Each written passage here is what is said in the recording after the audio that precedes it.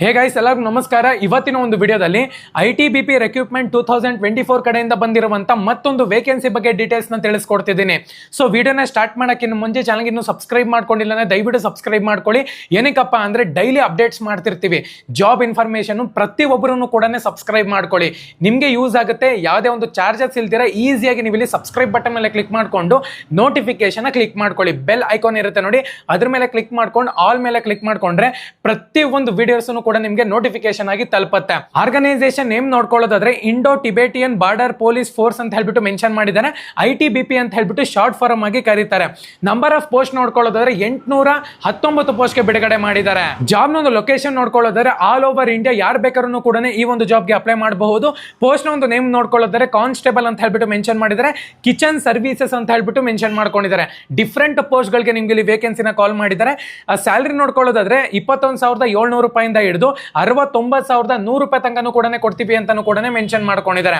ITBP recruitment 2024 ನ qualification ನೋಡ್ಕೊಳ್ಳೋದಾದ್ರೆ education qualification ನೋಡ್ಕೊಳ್ಳೋದಾದ್ರೆ minimum ನೀವು ಇಲ್ಲಿ 10th ಅನ್ನ ಪಾಸ್ ಆಗಿರ್ಬೇಕಾಗುತ್ತೆ. ಮ್ಯಾಕ್ಸಿಮಮ್ ಪೋಸ್ಟ್ ಗ್ರಾಜುಯೇಷನ್ ಮತ್ತೆ ಗ್ರಾಜುಯೇಷನ್ ಸ್ಟೂಡೆಂಟ್ಸ್ ಕೂಡ ಅಪ್ಲೈ ಮಾಡಬಹುದು.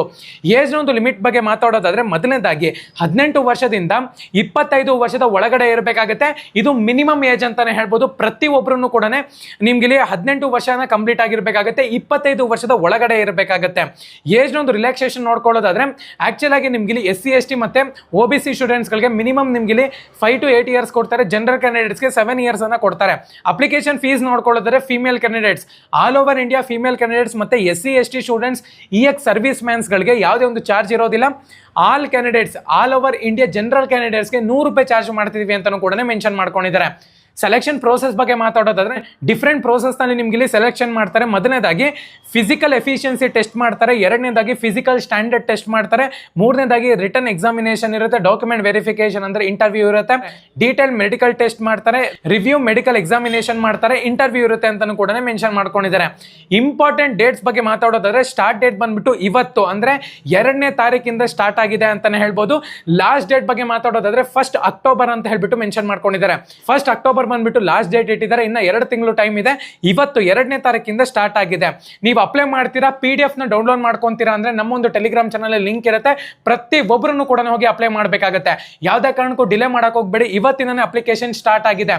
ಅಲ್ಲಿ ಕೇಳಿರುವಂತ ಒಂದು ಇನ್ಫಾರ್ಮೇಶನ್ ಕರೆಕ್ಟ್ ಆಗಿ ಫಿಲ್ ಮಾಡಿಬಿಟ್ಟು ನೀವು ಡಾಕ್ಯುಮೆಂಟ್ಸ್ ನ ವೆರಿಫೈ ಮಾಡಬೇಕಾಗುತ್ತೆ.